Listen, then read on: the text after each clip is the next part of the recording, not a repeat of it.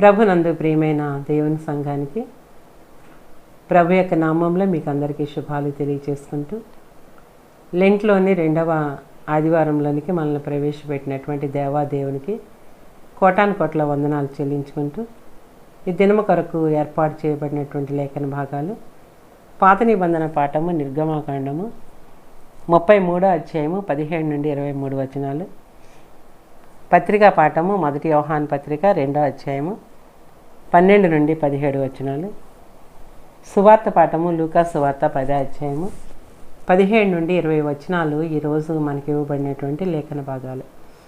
నిర్గమాకాండము 33వ అధ్యాయము 17వ వచనం. కాగా యెహోవా, నీవు చెప్పిన మాట చొప్పున చేసేదను, నీ మీద నాకు కటాక్షం కలిగినది, నీ పేరుని బట్టి నిన్ను ఎరుగుదునని మోషేతో చెప్పగా అనేటువంటి మాటలను చూస్తే కనుక యెహోవా దేవుడు మోషేతోటి మాట్లాడుతూ ఉన్నాడు. అంతకుముందు యెహోవా దేవుణ్ణి మోషే గారు ఆయన సన్నిధిలో విజ్ఞాపన చేస్తూ ఉన్నారు.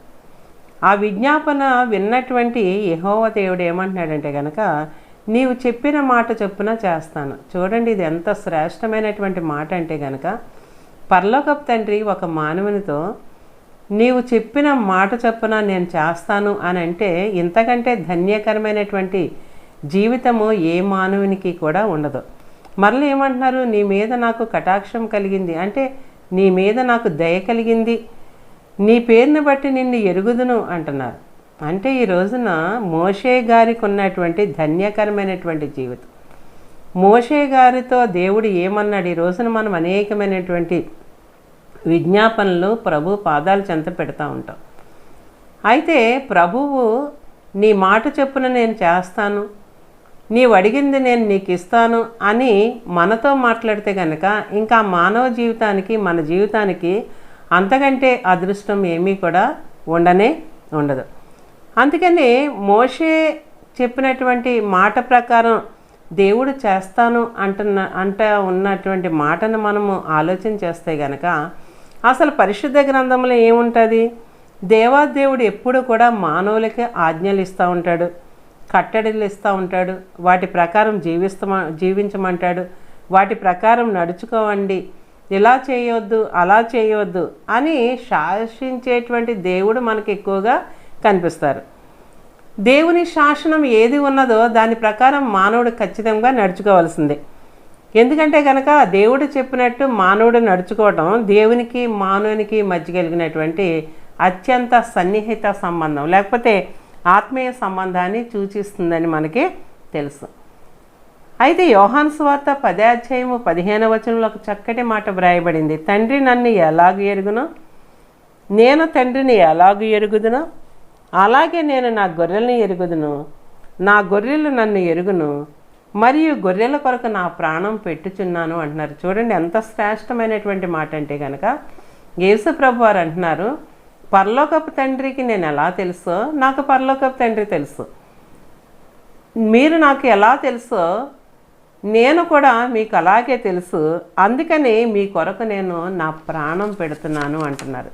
యేసయ్య ఈ లోకంలో మన కొరకే ప్రాణం పెట్టారు, అందరి కొరకు, ఈ లోకంలో ఉన్నటువంటి ప్రతి మానవాళి కొరకు ఆయన ప్రాణం పెట్టినట్టుగా మనకి కనబడుతూ ఉన్నది. అందుకని అంటున్నారు, నేను తండ్రిని ఎరుగుదును, తండ్రి నన్ను ఎరుగును, అలాగే నాకు మీరు తెలుసు, మీకు కూడా నేను తెలుసు కాబట్టే నేను నా ప్రాణాన్ని పెట్టాను అని ఈ రోజున ప్రతి ఒక్క మానవునితో మాట్లాడుతున్నటువంటి మాటను జ్ఞాపకం చేసుకుంటే కనుక ఇది మనతో ఎవరు మాట్లాడగలరు ఈ లోకంలో? నీ కొరకు నా ప్రాణాన్ని పెట్టాను, నువ్వు నాకు తెలుసు, నీ కొరకు నేను ఇంత త్యాగం చేశానని ఏ మానవుడు మనం చెప్పగలడు? ఏ మానవుడు కూడా చెప్పలేడు. కానీ యేసయ్యకు మనకి ఉన్నటువంటి గొప్ప సంబంధము ఈ మాట ద్వారా మనకి తెలుస్తున్నది. అందుకని ఈ సంబంధం మనకు ఉన్నది కాబట్టి ఆయన మన కొరకు ప్రాణం పెట్టి ఈ రోజున మండలకాల ధ్యానాంశాల్లో 40 దినాలు ఆయన యొక్క ప్రేమను, ఆయన యొక్క త్యాగాన్ని, ఆయన చేసినటువంటి గొప్ప కార్యాలని జ్ఞాపకం చేసుకుంటూ ఆయనకు కృతజ్ఞతగా మనము ఈ రోజున మండలకాల ధ్యానాంశాల్లో ముందుకు వెళ్తూ ఉన్నాము. నిర్గమాకాండము 33వ అధ్యాయము 18వ వచనంలో వెంటనే మోషే ఏమంటున్నాడంటే కనుక, నీ మహిమను నాకు చూపించు, యెహోవా దేవుడు నీ మాట ప్రకారం నేను చేస్తాను, నీ మీద నాకు కటాక్షం కలిగింది అని అంటే కనుక వెంటనే ఏమంటున్నాడంటే కనుక నీ మహిమను నాకు చూపించు అని అడుగుతున్నాడు. ఇక్కడ మనం జ్ఞాపకం చేసుకుంటే కనుక మోషే ఏమని అడగాలి? ప్రభువా యెహోవా నీవు నాకు కనిపించు అని అడగాలి. కానీ ఇక్కడ ఏమంటున్నాడంటే కనుక నీ మహిమను నాకు చూపించు అంటున్నాడు. ఎందుకంటే కనుక ఆ రోజుల్లో యెహోవా దేవుని చూస్తే కనుక చనిపోతారు అనేటువంటి ఒక భయము ఆనాటి జనాంగానికి ఉండేది.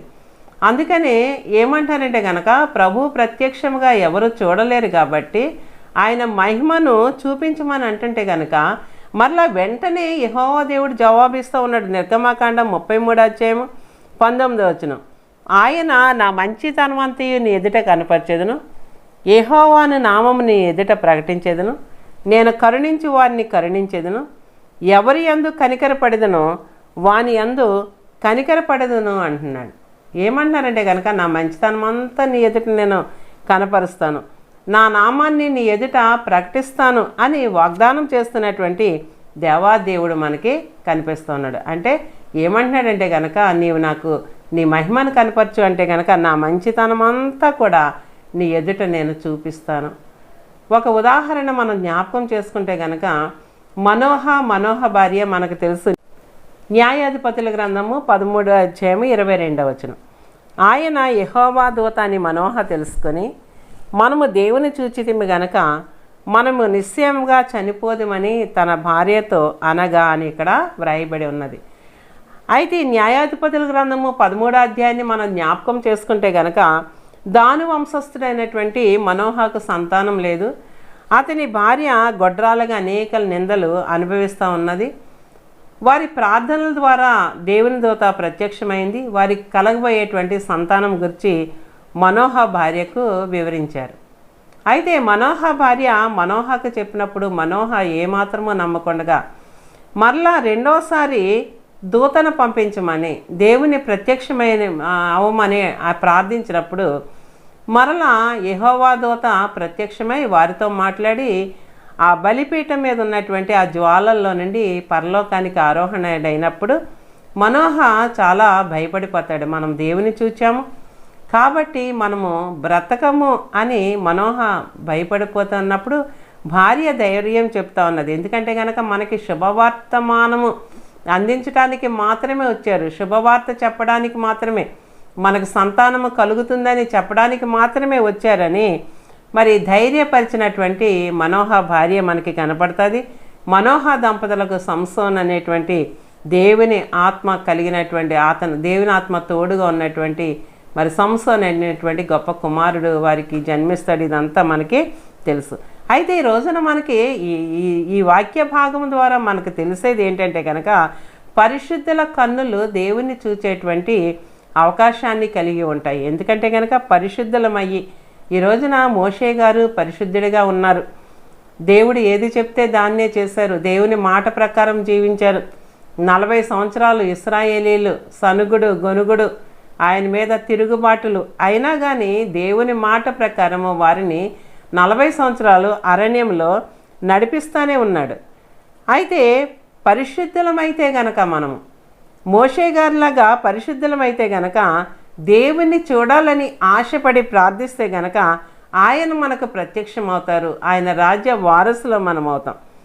ఒకవేళ మనము పరిశుద్ధులమయ్యి అక్కర్లలో ఉంటే గనక ఆయనే మన దగ్గరికి వస్తారు, మనకు కనిపిస్తారు. చూడండి, ఈ రోజున పరిశుద్ధ గ్రంథంలో ప్రార్థించినటువంటి వారి దగ్గరికి వచ్చి అక్కరలు తీర్చినటువంటి దేవుడు, ప్రార్థించకపోయినా కానీ నీ అక్కర తీరుస్తాను, నీకు ఇది కలుగుతుంది, ఇది జరుగుతుందని చెప్పినటువంటి దేవాదేవుని మనం పరిశుద్ధ గ్రంథంలో మనం జ్ఞాపకం చేసుకుంటే కనుక మరి ఈ రోజున మనకి లోకంలో కావలసినటువంటిది ఆధిక్యత ఏమాత్రము కానే కాదు. ఈ రోజున ఈ లోకంలో మనకి కావలసినది ఏంటి అంటే కనుక పరలోక రాజ్య వారసులం అవడం, పరలోకంలో దేవునితో పాటు కలిసి నివసించడం, పరలోక తండ్రి యొక్క ప్రత్యక్షత కలిగి జీవించడం, ఇదే శ్రేష్టమైనటువంటిదిగా ఈరోజు వాక్య భాగం ద్వారా మనకి తెలుస్తూ ఉన్నది.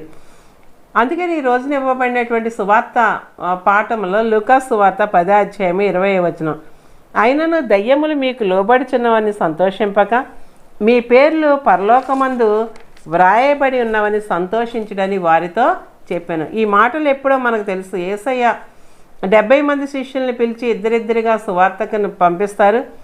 వాళ్ళు సువార్తకు వెళ్ళి సువార్త ముగించుకుని సంతోషంతో యేసయ్య దగ్గరికి వచ్చి ఏమంటున్నారంటే కనుక, ప్రభు ఆ దయ్యాలు కూడా మాకు లోబడుచున్నవి. ఈ రోజున ఈ లోకంలో మనం కూడా అంతే. ఈ లోకంలో చిన్న చిన్న విషయాలకి పరలోక రాజ్యము చేరేటువంటి విషయాల్లో కాకుండా చిన్న చిన్న విషయాల్లో మనము సంతోషపడుతూ ఉంటాం. ఈ 70 మంది శిష్యులు కూడా ఏమంటున్నారంటే కనుక, ప్రభువా దయ్యాలు కూడా మాకు లోబడుతూ ఉన్నాయి అని చెప్పినప్పుడు యేసు ప్రభు వారు ఏమంటున్నారంటే కనుక, దయ్యాలు మీకు లోబడుతున్నాయని సంతోషించకుండా పరలోకం మంది మీ పేర్లు వ్రాయబడి ఉన్నాయని సంతోషించండి అని చెప్తున్నటువంటి మాటలు మనము ఇక్కడ జ్ఞాపకం చేసుకుంటే కనుక, ఈ శిష్యులు ఏంటంటే కనుక దెయ్యాల మీద అధికారం పొందారని గర్వపడుతూ ఉన్నట్టుగా మనకి కనిపిస్తున్నది. ఈ లోకంలో ఏ గర్వమైనా కానీ మనల్ని పరలోక రాజ్యము చేర్చలేదు. అందుకనే ఈరోజు వాక్య భాగము కూడా అలాగే ఇచ్చారు దేవుడు. పడిపోయినటువంటి దేవదూత మనకు తెలుసు. ఈ పడిపోయినటువంటి దేవదూత కూడా యెషయా గ్రంథము 14వ అధ్యాయంలో మనకి వ్రాయబడి ఉంటుంది. ఎంతో మరి పై ఆకాశం మీద ఉండవలసినటువంటిది, దేవుని సన్నిధిలో సంతోషంగా ఉండవలసినటువంటిది గర్వంతో ఈ లోకంలో పడిపోయినటువంటి మరి ఒక దూత గురించి మనము జ్ఞాపకం చేసుకుంటే కనుక, ఈ రోజున ఈ లోకంలో ఏ విషయంలో గర్వపడినా కానీ అది వ్యర్థమైనటువంటి గర్వమే. ఆ గర్వము మనల్ని దేనికి పనికిరానటువంటిదిగా చేస్తూ ఉంటుంది. ఏ విషయాల్లోనూ ఆశీర్వాదం ఉండదు. కానీ పరలోకపు తండ్రి దగ్గర మనకి మంచి పేరు చూడండి. మోషే గారిని ఏమన్నాడు, నా కటాక్షం నీకు కలిగింది, నా పేరును నీ ఎదుట నేను ప్రకటిస్తాను, నీ అని ఆయన నామాన్ని ప్రకటిస్తానని వాగ్దానం చేస్తూ మళ్ళీ సువార్త పాఠంలోనికి వచ్చేటప్పటికి యోహాను సువార్తలు ఏమంటున్నారు, నా తండ్రి నన్ను ఎలాగ ఎరుగునో నేను నా తండ్రిని ఎరుగుదును, అలాగే నాకు మీరు తెలుసు, మీకు కూడా నేను తెలుసు అనేటువంటి మాటలు మనం జ్ఞాపకం చేసుకుంటే కనుక అది కావాలి ఈ రోజున మనకి కావలసినటువంటి ఆశీర్వాదం. ఈ లోకంలో మనకి కావలసినటువంటి ఆశీర్వాదము ఏంటి అని అంటే కనుక, పరలోకంలో పేర్లు వ్రాయబడితేనే ఆశీర్వాదము, ప్రభువుతో కలిసి జీవించితేనే మనకి ఆశీర్వాదము. అందుకనే మోషే గారి యొక్క ఆశ అలాగే ఉన్నది. ఏమనంటే కనుక పరలోకపు తండ్రితో కలిసి జీవించాలని, పరలోకపు తండ్రి యొక్క మహిమను చూడాలి అనేటువంటి ఆశ ఈయనకున్నది. ఎందుకంటే కనుక మోషే గారు చాలా శ్రేష్టమైనటువంటి వారు. ప్రభువుని చూడాలనేటువంటి ఆశ తప్పించి ఇంకే కోరిక కూడా ఆయన ఈ లోకంలో కోరలేదు ప్రభువుని.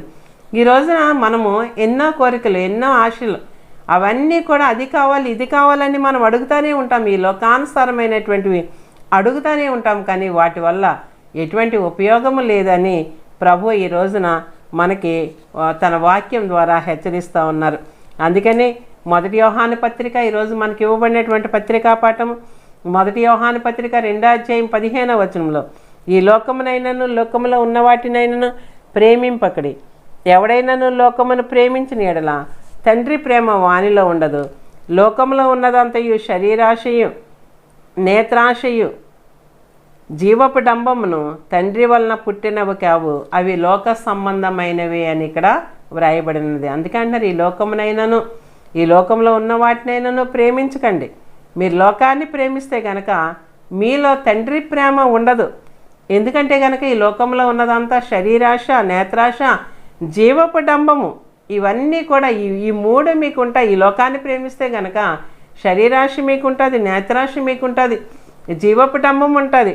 ఇవన్నీ లోక సంబంధమైనటువంటివి అని చెప్తున్నటువంటి మాటలు మనం జ్ఞాపకం చేసుకుంటే కనుక 1 యోహాను పత్రిక 2వ అధ్యాయము 16వ వచనం, లోకములో ఉన్నదంతయు అనగా శరీరాశయు నేత్రాశయు జీవపు డంబమును తండ్రి వలన పుట్టినవి కావు, అవి లోక సంబంధమైనవి అని ఇక్కడ వ్రాయబడినది. ఇక్కడ కూడా అంతే. ఇవన్నీ కూడా శరీరాశ, నేత్రాశ, ఇవన్నీ కూడా తండ్రి వలన పుట్టినటువంటివి కాదు, పరలోకము నుండి వచ్చినటువంటివి కాదు. ఈ లోకానికి సంబంధించినటువంటివి అని చెప్తూ ఉంటుంటే కనుక ఈ రోజున ఈ శరీరాశ అనేటువంటిది శరీర సంబంధమైనటువంటి పాపాలు.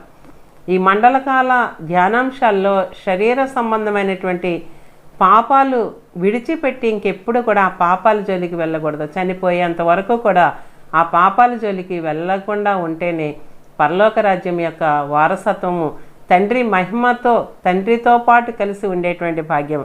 మరి నేత్రాశ చూచి ఆనందిస్తూ ఎన్నెన్నో పాపాల వైపుకు దృష్టి వెళ్ళిపోతూ ఎంతో పాప జీవితం జీవిస్తూ ఉంటుంటే గనక అది కూడా దేవునికి ఇష్టం లేదు. ఆ కళ్ళతో చూచి ఆనందించి పాపం చేసేది కూడా దేవునికి ఇష్టం లేనటువంటిదిగా మనకి కనిపిస్తూ ఉన్నది. జీవపు డంబము అంటే గనక అహంకారము, గర్వము, ఇతరుల కన్నా నేనే గొప్ప అనుకోవటం, మనల్ని మనము హెచ్చించుకోవడం, ఈ లక్షణాలు ఉన్నా కానీ దేవుని రాజ్య వారసులు మనము అవ్వలేము.